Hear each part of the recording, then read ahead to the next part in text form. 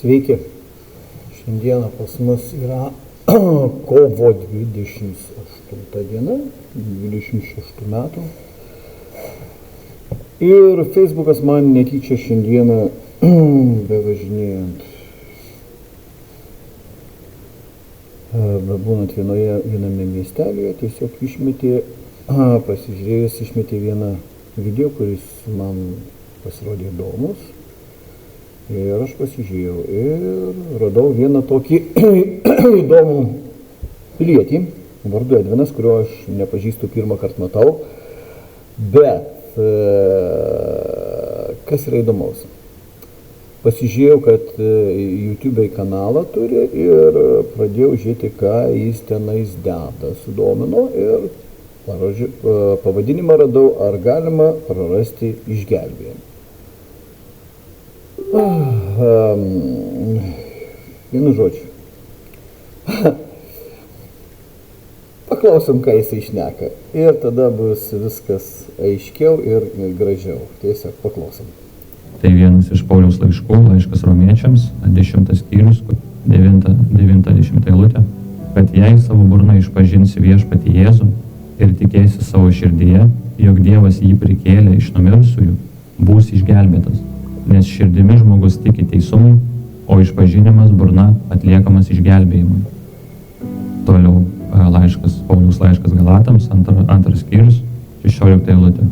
Žinodami, kad žmogus neišteisinamas per įstatymo darbus, bet per Jėzaus Kristaus tikėjimą, ir mes įtikėjome Jėzumi Kristumi, kad būtume išteisinti per Kristaus tikėjimą, o ne per įstatymo darbus, nes įstatymo darbais nebus išteisintas joks kūnas. Per tikėjimą į Jėzų Kristų mes gauname išgelbėjimą ir ne jokiais įstatymais, ne jokiais darbais, ką mokina bažnyčiose. Tai jeigu jūs įtikėjote, tai jūs esate jau išgelbėtas ir to išgelbėjimo niekada neprarasite. Daugybė žmonių tiki, kad jie gali prarasti išgelbėjimą. Tai noriu jūs nuraminti, kad ne, kada mes gauname, kada įtikėme į Kristų, mes esame išgelbėti ir ko mes neprarandame. Nes kaip mes negalėjome užsitarnauti tos malonės, to išgelbėjimo savo darbais, taip mes negalime jo ir prarasti savo darbais. Nes tai yra ne mūsų nuopelnas, tai yra Dievo dovana, tai yra jo malonė. Ir įtikėjęs žmogus, jis toliau darys tą nuodėmę, nes iš prigimties mūsų kūnas yra nuodėmingas. Ir norit, nenorit, jūs net nepajusit, kai jūs vis tiek padarysit vieną ar kitą nuodėmę. Nes net menkiausia bloga mintis tavo galvoje jau yra nuodėmė. Ir jeigu vadovautis logika, kad įtikėjęs žmogus gali prarasti išgelbėjimą, tai nei vienas žmogus nebūtų išgelbėtas, nes jis įtikėtų ir tiesiog galvoje pagalvotų kažką pikto ar gašlaus ir jis nusidėtų ir taip jis prarastų tą Dievo malonę. Ir nei vienas nepatektų į dangaus karalystę. Nu va, vėl girdim, vėl tą patį, kaip ir ten ta blondinė moteris, taip ir dabar Edvinas kažkoks, vienu žodžiu, vėl šneka, kad viskas įtikėjai, Dievo malonė padengti ir visi darysim nuodėmės ir vis tiek eisime į dangų ir nors tu ką nori. Vis tiek, jeigu tu pagalvosi, tai minčių būna įvairiausių, būna ir blogų, bet tos mintys neišsipildo, tu neištariai kažko blogo. Tai nemaišykit minčių su gašliom kažkokiom, tai sakysime, pagalvojimais. Tai yra ne mintys, tai yra visai kas kita. O vienas yra įdomus dalykas tas, kad šitie veikėjai niekada nekalba apie atgailą.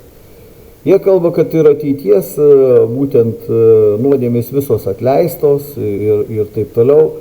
Bet apie atgailą jie nekalba. Atsiprašyti nereikia, tau jau viskas, tu jau išgelbėtas, kadangi tu įtikėjai. Tai palaukite, aš norėjau paklausti,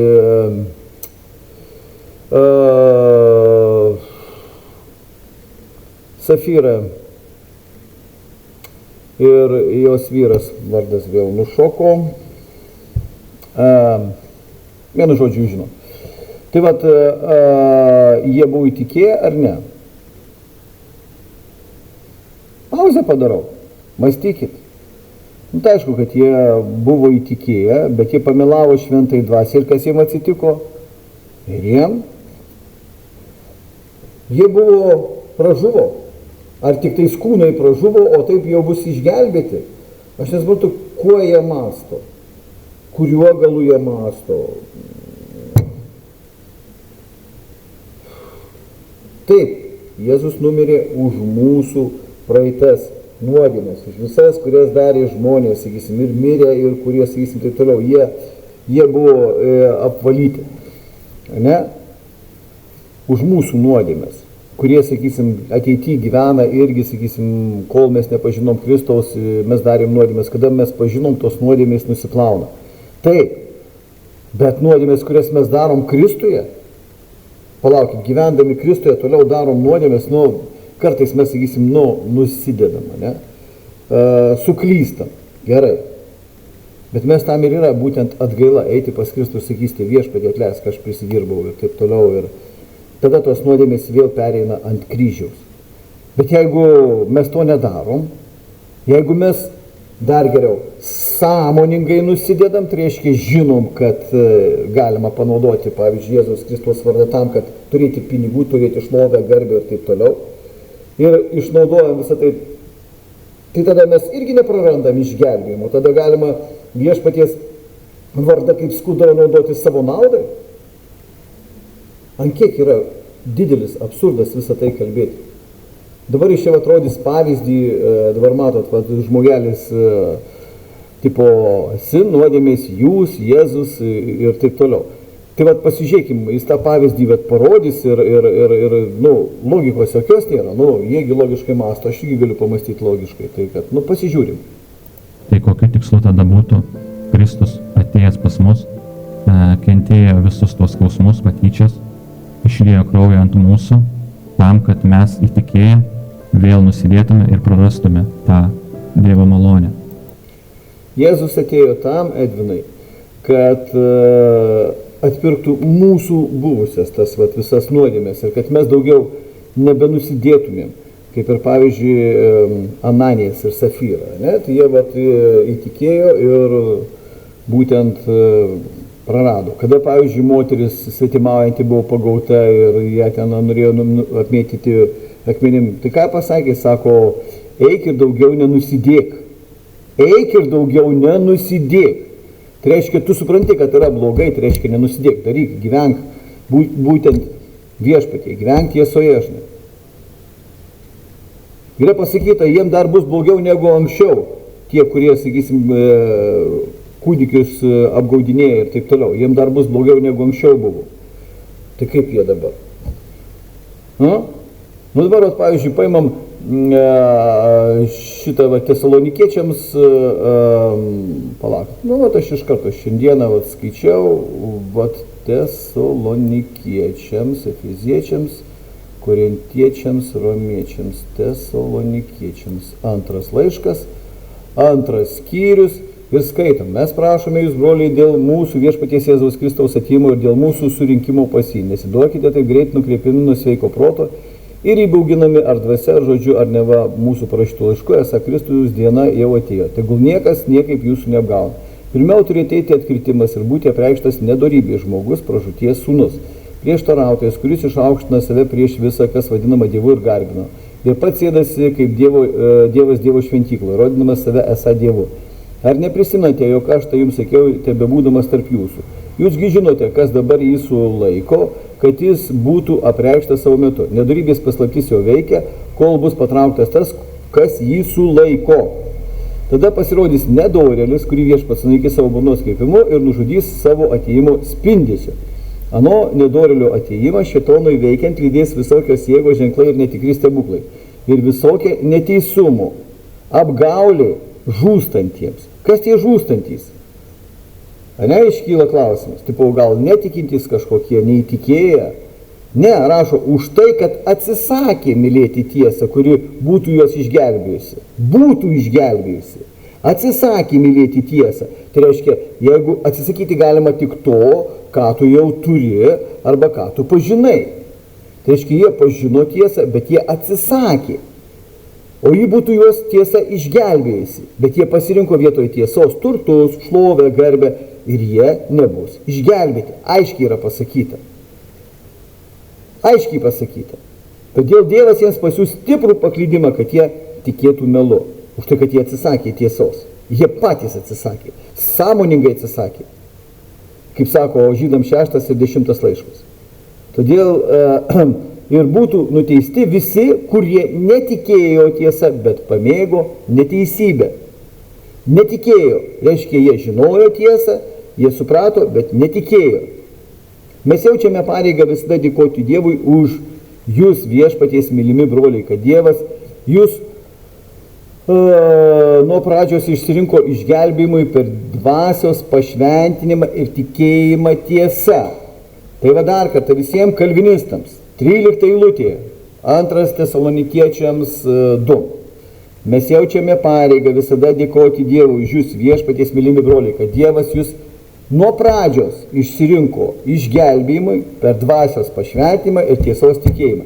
Tai dar kartą parodo, ką jis pradžioje išsirinko. Jis išsirinko išgelbėjimui tuos, kurie bus pašventinti, tai yra įtikės ir tikės tiesa iki galo, iki tol, kol, sakysim, viešpats mus paims. Nesvarbu, ar mes mirsim, ar mus nugalabis, ar dar kažkas. Tai va vėlgi, dar kartą kalvinistams aiškinu, tai kategorija žmonių. Tai reiškia, neišsirinko kažką Joną, Petrą, Marytę, Onutę ar dar kažką tai, bet būtent tai yra kategorija. Tai va, tai šitas pilietis dabar va, mums parodys pavyzdį, kuris visiškai netinkamas. Tai tiesiog jokios logikos tame nėra ir nei vienas nebūtume išgelbėti, nesvarbu, kad ir įtikėtume. Nebent tas žmogus prieš pat mirtį įtikė ir tiesiog nespėja nusidėti. Ir tokiu atveju jis būtų išgelbėtas, bet tai būtų turbūt vienetiniai atvejai pasaulyje. Žmonės paskaito kažkokias eilutes Biblijoje arba jie kažką randa Pauliaus laiškuose, kur atrodo galbūt, kad čia rašo apie praradimą, išgelbėjimą, tai vėlgi tai yra netiesa. Tiesiog nesupratimas žodžio, ką Paulius norėjo tuom pasakyti, reikšti. Pasirodo, aš nesuprantu, ką Paulius norėjo išreikšti ir ką pasakyti, tai yra pagal juos yra nelogiška. Nežinau, Edvinai, ar tai yra nelogiška, bet jūs pakol kas nieko normaliai nepasirėmėt ir nieko neįrodėt. Turbūt viskas tas pats kaip ir pas visus turbo kalvinistus. Ir čia tiesiog vaizduoti yra, kas nutinka, kai mes įtikim į Jėzų. Tai čia šitas stiklainis yra nuodėmė, čia esate jūs, o čia yra Jėzus. So I throw up my hands and praise you again and again, 'cause all that I have is a hallelujah,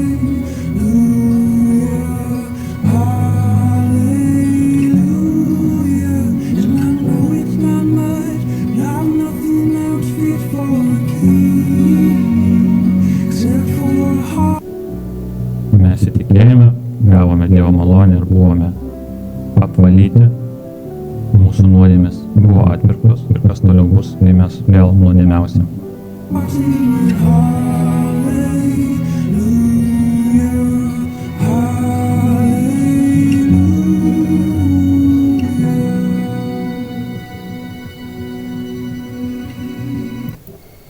Labai įdomu, ne? Paėmė, vienu žodžiu, pripylė vandenėlio, tipo mes vandenėlis, įpylė tipo nuodėmių, paėmė įpylė tipo kažko tai, tipo Jėzus tau atleido visas tas nuodėmės, apvalė tave, vienu žodžiu. Ir jeigu tu dabar nuodėmiausi, nuodėmės tau bus neįskaitytos, tai yra ateities nuodėmės.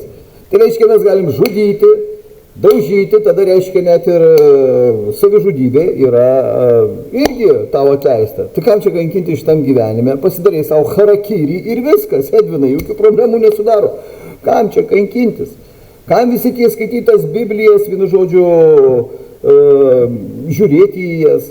Kam šventoji dvasia buvo atsiųsta? Kam ir reikalinga? Tai ir viskas, ir valio, ir įtikėjai, ir pjau gerklę savo, žinai, karkis ir jokių problemų nesudaro. Nu. Edvinai, argi geras yra pavyzdys? Na, aš suprantu, kad jūs tenais, kai pasižiūrėjau pas jūs puslapį, yra, kaip suprasti Bibliją per 2 valandas, žinokit, jau labai įdomu, bet aš kažkaip tingiu praleisti 2 valandas 10 minučių aiškinimus, kaip suprasti Bibliją per 2 valandas. Bet įdomu tai, kad, logiškai pasižiūrėjus, tai, palaukit, aš pabandysiu parodyti jums, kaip tai atrodo pas juos. Taip, tuo, parodysiu, vaizdo įrašai. Kur, kaip suprasti Bibliją per 2 valandas. Pirma ir antra dalis. Pirma dalis 54 minutės su pusė, o kita valanda 10 minučių ir 30. Tai reiškia, Bibliją suprasti galima per 2 valandas, bet išaiškinti, kaip ją suprasti, reikia daugiau negu 2 valandų. Vienu žodžiu, logiška. Aš truputėlį nukrypau į šoną. Žinokit, kartais, iš kur jūs išlendat, pasiimat pavyzdžius, ateities nuodėmių niekas jūsų neatleis, jums kaip kartas bus dar blogiau, jūs pasakyta, būtent pasiimat tą patį žydam laišką, neugi jums sunku paimti ir aiškiai paskaityti tą žydam laišką, kuris aiškiai sako hebrajams, palaukit, 6. Kurie kartą jau buvo apšviesti, paragavo dangaus dovanos, tapo šventosios dvasios dalininkais. Tai reiškia, paragavo tiesos, paragavo gerojo Dievo žodžio, bei ateinančio amžiaus jėgų. Ir atpuolė. Neatspyrė juos, neišmetė, bet atpuolė. Atpuolė. Tai yra patys atsisakė. Tų neįmanoma vėl atvesti į atgailą, nes jie kryžiuoja savo Dievo sūnų ir stato jį viešai panikai. Žemė sugerianti dažną lietų rūginti želmenis naudingus tiems, kurie jie dirba susilaukia Dievo palaiminimo. Bet jeigu jį tebeželdo arškiečios bei usnis, tai jį niekam tikusi, greitai bus prakeikta ir galiausiai išdeginta. Aš nesuprantu,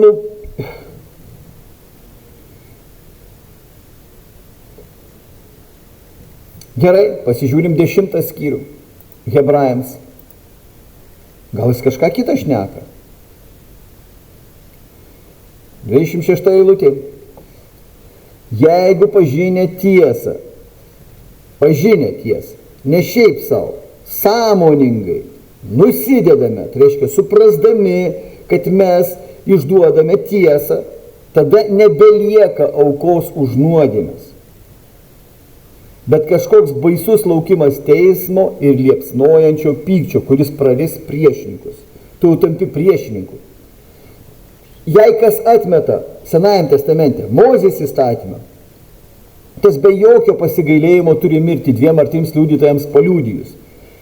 Ir 29 eilutė, tik pagalvokite, kokios dar sunkesnės bausmės nusipelnys tas, kuris sutrėpė Dievo sūnų. Tai jeigu tu įstatymo nesilaikai, tai tau buvo mirtis. O čia Dievas atsiuntė sūnų, nekaltą, kuris paaukojo savo gyvybę, už tai, kad jūs gyventumėt ir nedarytumėt nuodėmių, o dabar paėmė ir prisidirbo netgi specialiai, sąmoningai.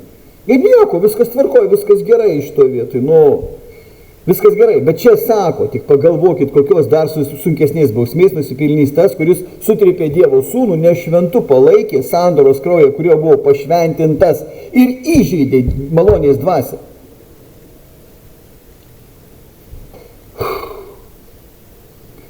Juk pažįstame tą, kuris pasakė, mano kerštas aš atlyginsiu, sako viešpats, ir vėl viešpats ateis savo tautą. Baisu pakliūti į gyvojo Dievo rankas. Tai kaip galima šitus žodžius kitaip traktuoti, aš niekaip negaliu suprasti. Dabar tu žmogui paimi, padedi, sakysim, išgelbė jam gyvybę, o jisai paima tavo vardą ir panaudoja tam, kad, supranti, apgauti kitus žmonės ir gauti pinigų, šlovės ir garbės. Ar tu dar tokiam žmogui padėsi? Klausimas. Ar padėsi dar tokiam žmogui? Tai apie tai vat ir kalba Jėzus, kad čia yra tobula auka. Ir žiūrėkit, kiek yra perspėjimų būtent Biblijoje. Žiūrėkit, saugokitės, kad jūsų nenukryvi vestų į kokį šoną ir taip toliau, ir taip toliau, ir taip toliau. Bet ne, jie viso to ne, viskas tu jau gali daryti. Tai tada, kokios problemos? Tai darom tada, einam žudyti, einam prievartauti ir taip toliau. Ir tada nieko mums nebus, mes jau įtikėję, valio, primin. Ananija su Safyra tik tais pamelavo, va štai kiek ir tai sakysim, kas buvo. O čia nieko. Savižudybės darykim, jokių problemų nesidaro. Nesuprantu. Vat pasižiūrėkim, ką jis dar šnekės. Mes tos dovanos neprarandame ir neprarasime. Tai daugybė žmonių dabar klaustų, kad įtiki ir toliau gyveni kaip gyvenai ir toliau darai visokius blogus dalykus. Tai ne, taip nebūna. Kada mes įtikim, gauname šventąją dvasią, kuri pradeda veikti per mus, ji mus keičia, mes pradedam nebenorėti tų visų dalykų atsisakyti, prasideda vidinė kova, mes pradedam priešintis, tai ką anksčiau darydavom, kas mus patikdavo, kas mus gundydavo. Edvinai, tai o kam reikia priešintis? Tai tu jau įtikėjai. Tai tada, jeigu tu sakai logiškai, tai tada, pamąstom logiškai. Tai jeigu aš jau įtikėjau, tai ką man reikia priešintis tada? Taigi aš jau vis tiek išgelbėtas pagal jūs. Tai aš galiu daryti, ką noriu. Ką man priešintis? Tai aš jau ir taip išgelbėtas. Ką, prarasiu tenais dovanas, bet aš būsiu išgelbėtas. Jokios problemos, Semčenka irgi sako, jau šitą pastorius. Jis sakai, mūsų netraukia, tai pažiūrėk, kiek daug krikščionių yra, būtent daro nuodėmes. Aš tau galiu vardinti ir vardinti, pažiūrėk, netgi Biblijos iškraipimas. Tas pats Darius Kundrotas. Aš matau, kad tu skaitai jo knygutes, paskaityk atidžiai, pasižiūrėk, ar jos sutampa su Biblija. Taip, jis išvertė Bibliją, bet versti Bibliją yra viena, o po to, kada jis atsiunčia savo knygutes Darius, tai pasižiūrėk, kas ten parašyta. O dabar tu reklamuosi jo ten knygutę, aš garantuoju, kad tenais pilna, man teko matyti jo knygutes, tai yra košmaras. O kitaip sakant, košmaras net. Paklausom dar. Mes pradedam keistis. Ir tiesiog tavyje įvyksta ta vidinė kova. Ir tai nereiškia, kad tu daugiau nebenuodėmiausi, bet tu priešinsiesi tam. Ir bus momentų, kai tau nepavyks, kai tu suklupsi, kai tu kažką padarysi netinkamo, bet tu tai suprasi. Ir tu pradėsi save pagauti. Tiesiog taip mes pradedam keistis. O tai kam keistis, kam save gaudyti, kam priešintis? Taigi įtikėjau ir viskas, tai kur logika apie jūsų? Taigi viskas, aš jau išgelbėtas. Tai ką man priešintis, kovoti, aš nematau logikos. Tai apie šią temą būtinai nueikite į malonės.žinia.lt. Čia nueikite į skiltį krikščioniškos knygos vienais. Paspauskite, tada nueikite į apačią žemiau.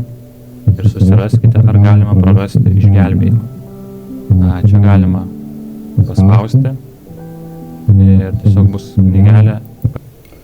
Darius Kundrotas. Tai jisai reklamuoja būtent šitą pilietį, kuris tikrai labai daug klaidžiamokslio jo tose knygutėse. Ir čia turbūt apie tą patį, sakysim, ar galima prarasti, šiandien pabandys kažką tai sakyti. Tai čia yra Andrew Womako mokymas. Aš jau tiek daug dabar visi tai pasinešė ant viso to mokymų, negalima prarasti išgelbėjimų. Ne, čia jie, ojojoj, kokie geručiai.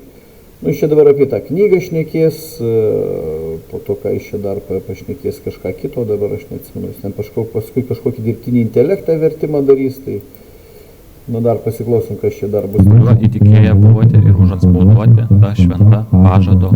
Efeziečiams 1 pasiėmė vėl ir vėl visi iki vieno tą patį per tą patį ima Efeziečiams 1, bet viso laiško jie nebeskaito. Kodėl? Kodėl? iš konteksto išsiima ir vėl, paskaitykite iki galo, aš jau nesikartosiu. Dvasia. Tai žmogus įtikėjęs, jisai gauna šventai dvasią, jie užantspauduojamus ir jie tiesiog pradeda tą kovą mumise, o iš kur žinoti, ar jūs gavote, ar jūs turite tą šventai dvasią. Tai kai jūs jaučiate viduje savyje tą kovą tarp dviejų jūsų, tai yra to kūniško ir dvasiško, kada jūsų kūnas trokšta kažko, bet žinote, kas yra negerai, bet jūs priešinatės tam. Tai yra ta šventoji dvasia, kuri veikia mumise. Ir šventoji dvasia nėra kažkoks fizinis apsireiškimas, kurį jūs pajusite, bet jie ateina iš dangaus ant jūsų, tai taip nebus.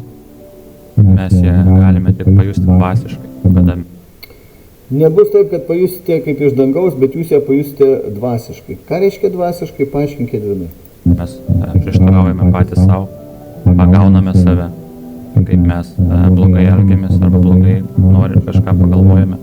Tai yra labai sunki kova ir jį prasideda nuo to momento, kai mes įtikime iki pat mirties. Mes Nieko nesupratau, Edvinai, nieko nesupratau, realiai. Tai kaip ta šventoji dvasia, kas yra tokia? visą gyvenimą toliau kovojame, dvasiškai mokinamės, augame ir su laiku mums tiesiog lengvėja ta kova, mes lengviau atsispiriam tiem dalykams, kuriuos anksčiau darydavome. Tai nėra lengva kova, tai nėra lengvas kelias ir bus momentų, kai suklysite, suklupsite, bet toliau tiesiog atsistosite ir toliau vėl tęsite tą savo kovą ir suklupęs žmogus jis nepraranda išgelbėjimo. Edvinai, būk geras, yra vienas yra suklupęs. Kada jisai padaro klaidą, taip, jis nepraranda išgelbėjimo. Pilnai 100% suprantu, bet įtikėjęs žmogus, kuris daro sąmoningas, būtent atsižada tiesos dvasios, pažemina būtent savo veiksmais specialiai, pažemina būtent malonės dvasią. Va tada jau išgelbėjimo jau kaip ir nėra, gali prarasti išgelbėjimo. Tai va, jūs pakol kas nepateikit nieko, kas būtų prieš, va, neišaiškinat žydam laiško. Tesalonikiečiams, antras Tesalonikiečiams 2:2, Ananijas ir Safyra, savižudybės. Aš pilno turiu klausimų. Patvirtinkit, kad tai yra netiesa, kas yra rašoma. Būtent. Tai yra Dievo dovana mums. Toliau Paulius rašo tam pačiam laiške Romiečiams, 7 skyrius, 14-15 eilutė. Nes žinome, kad įstatymas yra dvasiškas, bet aš esu kūniškas, parduotas nuodėmės valdžiai, nes nesuprantu, ką darau, nes ko noriu, to nedarau, bet ko nekenčiu, tai darau. Tai čia Paulius kalba apie tą dvasinę kovą, kuri vyksta mumise, kad mūsų kūnas nori, nes ko mes norim, to mes nedarom, tai yra tų dvasinių dalykų, tai mes norim keistis, norim būti gerais, norim daryti gerus dalykus, tai ko norim, bet nedarom, o ko nekenčiam, tai darom, ko mes nekenčiam, tai tų nuodėmių pradedam nebekęsti, bet mes vis tiek jas padarome.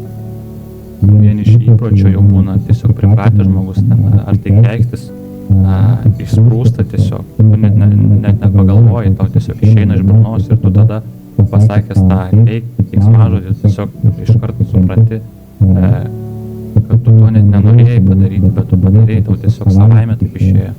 Ir tai yra ta kova. Ir toliau 24 eilutė Paulius sako, vargšas aš žmogus, kas mane išvaduos iš šitos mirties kūno. Kalba apie tą mūsų nuodėmingą kūną iš prigimties. Dėkoju Dievui per Jėzų Kristų, mūsų viešpatį, taip, kad aš pats protu tarnauju Dievo įstatymui, bet kūnu nuodėmės įstatymui. Tai mes dvasiškai tarnaujame Dievui, o mūsų kūnas toliau tarnauja tam nuodėmės įstatymui. Tai tiesiog jūs negalvokite, kad jūs įtikėjote ir jūsų sunkumai pasibaigs, bus ramybė nei ne, tai prasideda danti kova ir jį tęsis iki pat pabaigos, iki tol, kol jūs būsite šioje žemėje. Tiesiog noriu jūs nuraminti, kad jūs prarasti tos Dievo malonės negalite.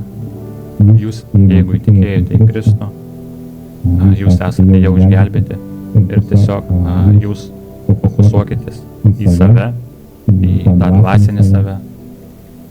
Ir kiekvienas iš mūsų turėtų džiaugtis, nes tai yra Dievo dovana, Dievo malonė.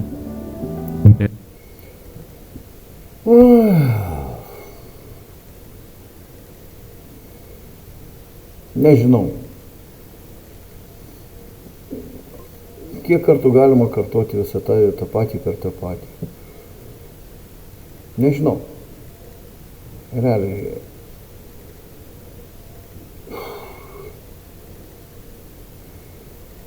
Nepraras jie išgelbėjimo. Tiesiog pas juos yra dovana. O jeigu tu tą dovaną panaudoji savo, tai yra kūniškai, dvasiškai, tai dabar kūniškai tas, kas, sakysim, žinai, daro nuodėmės, tai jisai, o mes šiaip tarnaujam Dievui. Tai reiškia, kūniškai mes apgaudinėjam žmonės, trešiam pinigėlius, vat, pavyzdžiui, kaip Kauplandas, milijonierius, ne, pavyzdžiui, koks Benihinas apgaudinėja, bet jie nepraras išgelbėjimo, ten kokie Kreflo dolarai, čia vat, Jekavyšinas kažkoks, vat, Baltarusis, kuris čia irgi buvo įvairiausių nesąmonių šnekėjo ir žmonės išnaudojo.